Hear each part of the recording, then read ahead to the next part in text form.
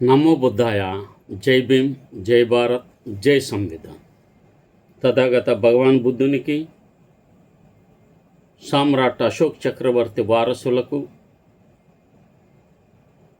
పరమ పూజ్యులు బోధిసత్వ డాక్టర్ బాబాసాహెబ్ అంబేద్కర్కు వినమ్రంగా నివాళులు తెలియజేస్తున్నాను. బహుజన యుద్ధబేరు యూట్యూబ్ ఛానల్కు స్వాగతం పలుకుతున్నాను. ఈ ఛానల్ను లైక్ చేయండి, షేర్ చేయండి, అందరికీ తెలియజేస్తారని విజ్ఞప్తి చేస్తున్నాను.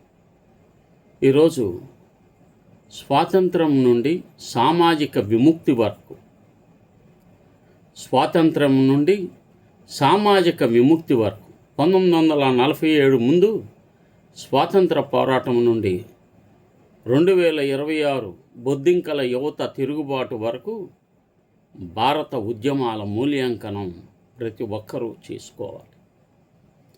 ప్రతి ఆగస్టు 15న జెండా ఎగురుతుంది, గీతాలు మోగుతాయి. కానీ ఒక ప్రశ్న మనల్ని వెంటాడుతుంది: స్వాతంత్రం వచ్చిందనేది పచ్చి బూటకం. అది ఖచ్చితంగా ఒక 250 సంవత్సరాల క్రితం వచ్చిన బ్రిటిష్ విదేశీయుల నుండి మరొక 3500 సంవత్సరాల క్రితం వచ్చిన యురేషియస్ ఆర్యుల మధ్య జరిగిన ట్రాన్స్ఫర్మేషన్ ఆఫ్ పవర్, పరిపాలన బదిలీ మాత్రమే జరిగింది. ఇప్పటికీ పీడిత కులాలకు విముక్తి లభించలేదు. వారు నిరంతరం పాలనా శక్తిని పొందడానికి సామాజిక పోరాటాలు చేస్తూ చస్తూ బ్రతుకుతూ విముక్తి కోసం కొనసాగుతున్నారు. 1947కు ముందు మొదలైన స్వాతంత్ర పోరాటం నుండి 2026 జూలైలో జరిగిన బొద్దింకల యువత తిరుగుబాటు, కాక్రోచ్ జనతా పార్టీ జెన్ జెడ్ లేదా జనరేషన్ జెడ్ అంటే మిలీనియమ్స్లో తర్వాత జనరేషన్ ఆల్ఫా కంటే ముందు జన్మించిన తరానికి చెందిన ప్రజలు. జెన్ జెడ్ అంటే ఎవరు? సాధారణంగా 1997 నుండి 2012 మధ్య జన్మించిన వారు. నాలాంటి సీనియర్ సిటిజన్స్ అయిన యువత ఆలోచనలకు మద్దతు ఇచ్చే జంజీలను కూడా ఇందులో జెన్ జెడ్ అని చేర్చవచ్చు. మేమందరం ముసలోళ్ళమైనా ఈ కాక్రోచ్ జనతా పార్టీ సమర్థిస్తున్నాం. భారతదేశం అనేక ఉద్యమాలను చూసింది. కొన్ని విజయవంతమయ్యాయి, కొన్ని అర్ధాంతరంగా ఆగిపోయాయి. మరికొన్ని ఉద్యమాలు చెంచాల వలన, బానిసల వలన మోసగించబడ్డాయి. కొన్ని ఆధిపత్య వ్యవస్థను మరింత బలపరిచాయి. అందులో 1947కు ముందు స్వాతంత్రం కోసం, సామాజిక విముక్తి కోసం కూడా స్వాతంత్రం పోరాటం కేవలం విదేశీ పాలనకు వ్యతిరేకంగా కాదు, అది సామాజిక అన్యాయానికి వ్యతిరేకం కూడా ఉంది. ఆధునిక భారతదేశ చరిత్రలో ఉద్యమ స్ఫూర్తిని కలిగించిన మహాత్మా జ్యోతిరావు పూలే, సావిత్రిబాయి పూలే విద్యా హక్కు, స్త్రీ విద్య కోసం పోరాడారు. శ్రీ నారాయణ గురు ఒక జాతి, ఒక మతం, ఒకే దేవుడు, ఒకే జాతి, ఒకే మతం, ఒకే దేవుడు అని సామాజిక సమానత్వాన్ని బోధించారు. పెరియార్ రామస్వామి నాయకర్ కులాధారిత ఆధిపత్యాన్ని ధిక్కరించారు. డాక్టర్ బాబాసాహెబ్ అంబేద్కర్ రాజకీయ స్వాతంత్రంతో పాటు సామాజిక ఆర్థిక సమానత్వం లేకుండా ప్రజాస్వామ్యం నిలవదని స్పష్టం చేశారు. 1949 నవంబర్ 25న రాజ్యాంగ సభలో ఆయన చేసిన హెచ్చరిక ఇప్పటికీ అత్యంత ప్రాముఖ్యమైనది. 1957 సిపాయిల తిరుగుబాటు, 1905 బెంగాల్ విభజన వ్యతిరేక ఉద్యమం, 1920 నాన్ కాపరేషన్, 1930 దండియాత్ర, 1942 క్విట్ ఇండియా ఇవి రాజకీయ స్వాతంత్రం కోసం. కానీ డాక్టర్ బాబాసాహెబ్ అంబేద్కర్ నేతృత్వంలోని మహత్ చెరువు సత్యాగ్రహం 1927, కాలారాం ఆలయ ప్రవేశం 1930 ఇవి సామాజిక విముక్తి కోసం.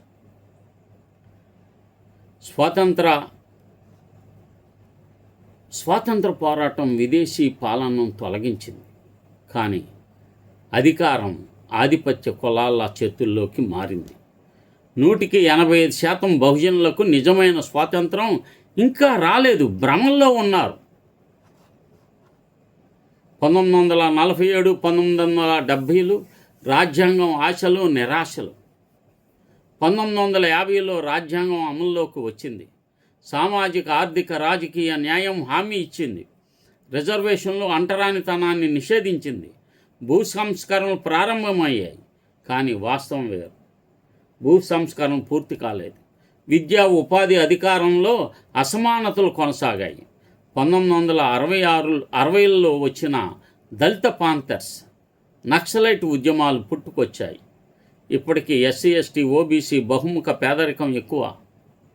ఎస్టీలో 50.6% ఉంది, ఎస్సీల్లో 33.3% ఉంది, ఓబీసీల్లో 27.2% మంది బహుముఖ పేదరికంలో ఉన్నారు. కొట్టండి ఇప్పుడు చప్పట్లు. సాధారణ వర్గాల్లో 15.6% మాత్రమే ఉన్నారు. 1970 నుండి 2000 వరకు ఎమర్జెన్సీ నుండి మండల్ వరకు. 1975 ఎమర్జెన్సీ ప్రజాస్వామ్యానికి పెద్ద గాయం. యువత, విద్యార్థులు తిరుగుబాటు చేశారు. 1977లో జనతా ప్రభుత్వం వచ్చింది. 1990 మండల్ కమిషన్ అమలు బహుజనులకు రాజకీయ చైతన్యం తెచ్చింది. ఓబీసీలకు 27% రిజర్వేషన్ వచ్చింది 1998లోనే.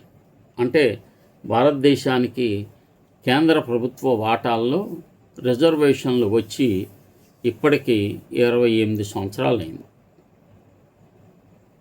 ఇప్పుడే రిజర్వేషన్లు వద్దన్న ఉద్యమం వచ్చింది. అంటే బీసీలు 53% ఉండి కొద్దిగా ఉద్యోగాలు సంపాదిస్తుంటే రిజర్వేషన్ హటావో అనే ఆర్ఎస్ఎస్ దుర్మార్గపు ఆలోచన ఎంత కుట్రమైనదో మీరు ఆలోచించండి. బహుజన్ సమాజ్ పార్టీ లాంటి శక్తులు వచ్చాయి, కానీ ఆధిపత్య కులాల ప్రతిఘటన బలంగా ఉంది. రోహిణి కమిషన్ ప్రకారం ఓబీసీల్లో 6000 కులాల్లో కేవలం 40 కులాలే 50% రిజర్వేషన్ ప్రయోజనాలు పొందాయి. చాలా వెనుకబడిన కులాలకు లబ్ధి చేరలేదు. మండల్ ఒక మలుపు.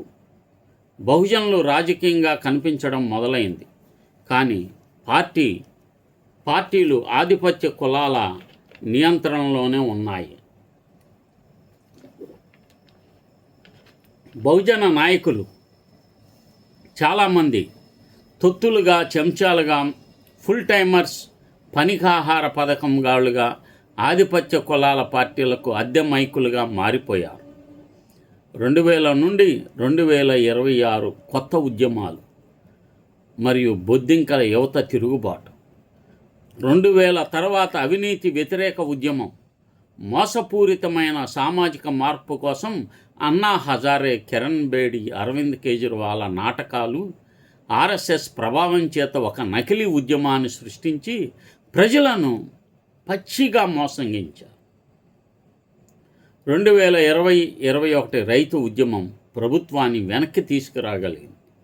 మీటు పర్యావరణ ఉద్యమాలు వచ్చాయి. 2026 బొద్దింకల యువత తిరుగుబాటు, సిజేపీ జన్జడ్ ఉద్యమం. మే 2026లో నీట్ పరీక్షా పత్రం లీక్ అయింది. దాదాపు 2022 లక్షల మంది విద్యార్థులు ప్రభావితమయ్యారు. ఫలితాలు రద్దయ్యాయి. రీటెస్ట్ జరిగింది. 21 మంది పైగా విద్యార్థులు బలిదానం చేసుకున్నారు, ఆత్మహత్యలకు పాల్పడ్డారు, బలవన్మరణానికి గురయ్యారు. ఈ మధ్య నీట్ పరీక్షల ప్రభావానికి చాలామంది అమరులయ్యారు. ఒక సుప్రీంకోర్టు న్యాయమూర్తి నిరుద్యోగ యువతను బొద్దింకలతో పోల్చారు.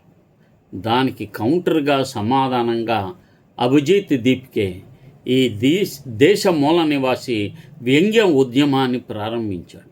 ఇన్స్టాగ్రామ్లో 2.5 కోట్ల మంది ఫాలోవర్స్ సాధించింది. బీజేపీ ఫాలోవర్ల కంటే ఇది ఎక్కువ. దీనిని కౌంటర్ చేయడానికి ఇప్పుడు రిజర్వేషన్ల రద్దు ఉద్యమాన్ని ఆర్ఎస్ఎస్ తన రైట్ వింగ్ చేత ప్రారంభించింది. అంటే ఆర్ఎస్ఎస్ బీజేపీ వాట్సాప్ యూనివర్సిటీ నుంచి ప్రారంభించింది.